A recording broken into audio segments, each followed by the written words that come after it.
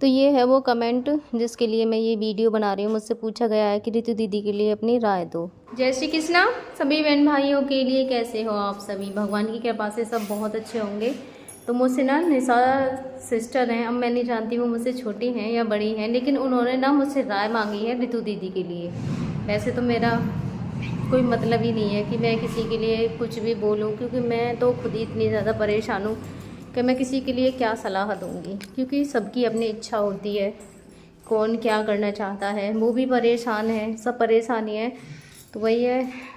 तो मैं तो कुछ बोलना ही नहीं चाह रही थी, पर वो पूछ रही थी कि अगर तुम भी अपनी उनके लिए राय देना चाहो तो मैं भी जानना चाहूँगी कि तुम्हारी उनके लिए क्या राय रहेगी, क्योंकि साक्षी है ना, उन्होंने भी उनके लिए बोला है। तो वो पूछ रही थी क्या उन्होंने रितु दीदी के लिए जो बोला है वो सही है या गलत है। क्या हुआ है? हाँ, क्या हुआ?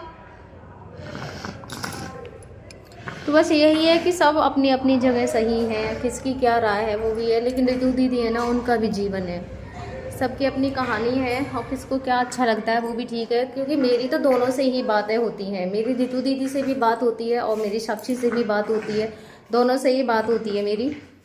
और मेरे लिए तो दोनों ही अच्छी हैं, दोनों ही मेरी सपोर्टिव हैं। तो मैं किसी के लिए क्या बोलूँ। रितु दीदी हैं, मुझसे बहुत ही अच्छे से बात करती हैं वो।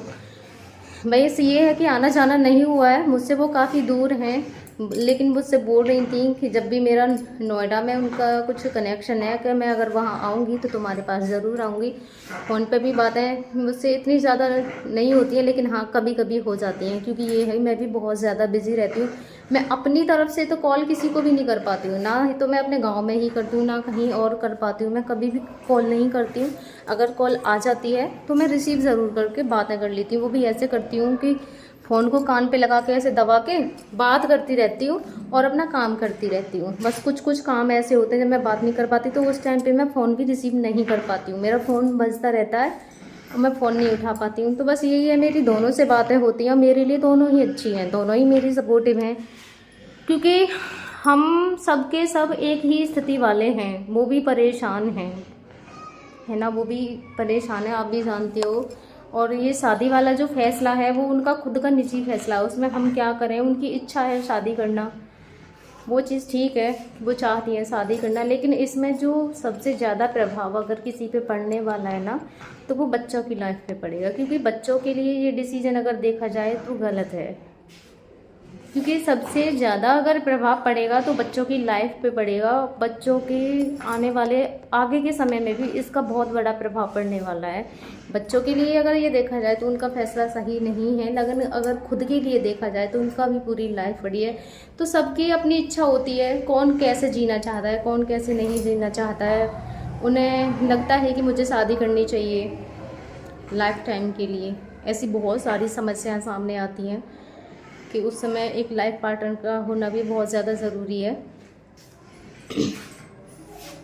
तो मैं ज़्यादा कुछ तो नहीं बोलना चाहूँगी, मुझे खुद भी समझ में नहीं आ रहा है कि मैं क्या बोलूँ क्या नहीं बोल रही हूँ, क्योंकि मेरा खुद का ना दिमाग बहुत ज़्यादा ख़राब है, इस समय बहुत ज़्यादा ख़राब है। मैं तो बस राय मांगी थी तो वही बोल रही हूँ। मेरे लिए तो वो उनका खुद का पर्सनल डिसीज़न है, वो क्या करना चाहती हैं क्या नहीं करना चाहती हैं, क्योंकि उनकी भी अपनी लाइफ है, वो उसे कैसे जीना चाहती हैं। सबकी इच्छाएं अलग होती हैं, मेरी भी अलग है। मैं क्या सोचती हूँ, बस मुझे तो ये लगता है कि मेरे हस्बैंड एक बार ठीक हो जाएं, और साक्षी सिस्टर ने जो बोला है वो भी ठीक है उनकी तरफ से, कि उन्हें नहीं अच्छा लगा ये सारी चीज़ें, तो उन्होंने जो बोला है वो उनके लिए ठीक है। रितु दीदी हैं, वो भी शायद अपनी जगह ठीक है। बस वही यही है कि सबसे ज़्यादा प्रभाव बच्चों पे ही पड़ेगा। बच्चों के लिए ये फैसला मेरे हिसाब से बिल्कुल गलत है, क्योंकि बच्चे उनके बड़े हैं, और मुझे नहीं लगता है कि इतने बड़े बच्चों को कोई एक्सेप्ट करेगा। दीदी के लिए कर लेगा, लेकिन शायद बच्चों के लिए कोई भी एक्सेप्ट नहीं करेगा, क्योंकि अगर बच्चे जैसे कभी कभी तो ऐसे होता है, जब वो बच्चे छोटे होते हैं ना, छोटे बच्चों को भी हर कोई एक्सेप्ट नहीं करता है। ये देखो, मैंने अभी अपने हस्बैंड के लिए जूस पिलाया था, तो इनके पेट में ना ऐसे कभी कभी ऐसे हो जाता है कि जैसे खांसते हैं या फिर कुछ भी होता है ना, तो वो खाने एकदम से बैक होता है इनका, तो पूरे में निकल जाता है। कपड़ा बिछा के रखती हूँ तो जैसे फुब्बारा सा निकलता है ना, तो देखो मेरे ऊपर भी ये पूरा जूस हो गया, यहाँ पे ये हो रहा है, मुंह पे भी कहीं कहीं पे ये हो रहा है। तो खाना पैक हो जाता है ना, कभी कभी मेरे लिए बहुत सारे इनके कपड़े गंदे होते रहते हैं। कभी कभी तो ऐसे होता है जब भी मैंने कपड़े बल्दे होते हैं ये फिर से गंदे कर लेते हैं। जो नाक वाली ट्यूब होती है ना उससे इतने गंदे नहीं होते हैं, इससे अक्सर होते रहते हैं क्योंकि ये पेट में है, डायरेक्ट एकदम ऐसे फुब्बारा सा निकलता है उसमें से। तो मैं पता नहीं क्या बोल रही थी, मैं भूल भी गई, बीच में एकदम से आ गया। हाँ, तो मैं बस यही बोल रही थी कि जैसे कभी कभी तो ऐसे भी होता है कि जब बच्चे भी बहुत छोटे छोटे होते हैं ना तो शादी तो कर लेते हैं वो, लेकिन बच्चे दूसरे के बच्चे को एक्सेप्ट नहीं करते हैं वो, क्योंकि दूसरे के बच्चे को एक्सेप्ट करना ना बहुत ही मुश्किल सा होता है। अगर कर भी लेते हैं ना तो उन्हें मतलब ज़्यादा अच्छे से रखते भी नहीं हैं ऐसी। और ये तो दीदी के बच्चे जो है ना ये तो बहुत बड़े बड़े बच्चे हैं, तो इन्हें तो शायद ही वो एक्सेप्ट करेंगे, मुझे लग रहा नहीं है। तो सबसे ज़्यादा जो प्रभाव आएगा वो बच्चों पे आएगा। तो मेरे हिसाब से शादी का जो डिसीजन है वो दीदी का कहीं तक गलत ही है। मैं तो इसे मतलब मेरे लिए भी ये गलत ही है एक तरीके से, बच्चों के हिसाब से अगर देखा जाए तो ये गलत है। अगर वो खुद के लिए ले रही हैं तो उनके लिए सही है, क्योंकि भाई उनका भी जीवन है, वो भी अपने बारे में सोचेंगे और सबका डिसीजन होता है, सबका अपनी एक इच्छा होती है सोचने की कौन क्या सोच रहा है। बाकी वो खुद समझदार हैं, मुझसे बड़ी हैं, सीनियर हैं, वो मुझसे बेहतर समझती हैं, मुझसे ज़्यादा वो जानती हैं और उन्होंने भी बहुत स्ट्रगल देखे हैं अपनी लाइफ में। ऐसा नहीं है, ऐसी ही सिचुएशन से निकल के गई हैं वो भी, और उन्होंने भी पूरी कोशिश की थी कि वो अपने हस्बैंड को पूरी तरीके से ठीक कर लें और उनके साथ खुशी खुशी रहें, क्योंकि हर कोई अपनी अच्छी ज़िंदगी जीना चाहता है, कौन चाहेगा ऐसी ज़िंदगी जीना। तो यही है, उन्होंने भी पूरी कोशिश की थी। और आप सबने भी उनकी शायद वीडियो देखी होंगी, आप भी उन्हें अच्छे से जानती हो कि उन्होंने भी कितना स्ट्रगल किया है अपनी लाइफ में। तो मैं तो उनके लिए कुछ बोलूँगी नहीं, क्योंकि वो भी बहुत ज़्यादा परेशान है। और जो आदमी पहले से ही परेशान हो, हम उसके लिए कुछ ऐसा और बोल के उसे परेशान कर दें तो वो हमारे लिए, मुझे तो बहुत वो लगता है, क्योंकि मैं परेशान हूँ। जब मेरे लिए कोई कुछ बोल देना तो मेरी तकलीफ़ें और ज़्यादा बढ़ जाती हैं। तो मैं नहीं चाहती हूँ कि मैं उनके लिए और तकलीफ़ें उनकी बढ़ाऊँ ऐसा कुछ बोल के। तो और मैं वीडियो भी इसीलिए बना रही हूँ क्योंकि मुझसे राय पूछी थी कि तुम भी अपनी राय बता दो प्लीज़, तुम्हारी क्या राय है। वो सब मैं आपके लिए अभी ये कमेंट भी दिखाऊंगी जो मेरे लिए कमेंट आई थी कि तुम्हारी क्या राय है ऋतु दीदी के लिए लेके, तो वो आप ज़रूर बताना वीडियो में। तो इसीलिए मैं आप सभी के लिए बता रही हूँ कि मेरे लिए तो साक्षी भी ठीक है और ऋतु दीदी भी ठीक है, दोनों ही मेरी सपोर्टिव हैं।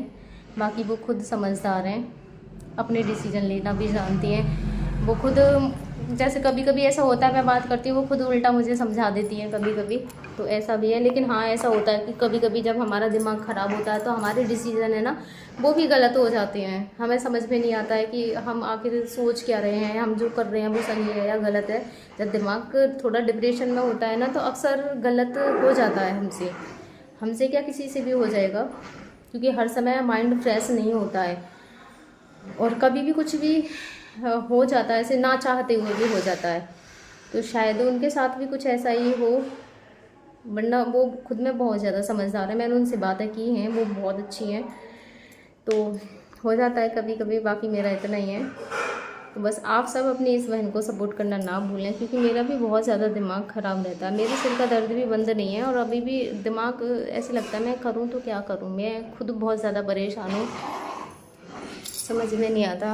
तो धन्यवाद मेरे सभी बहन भाइयों के लिए।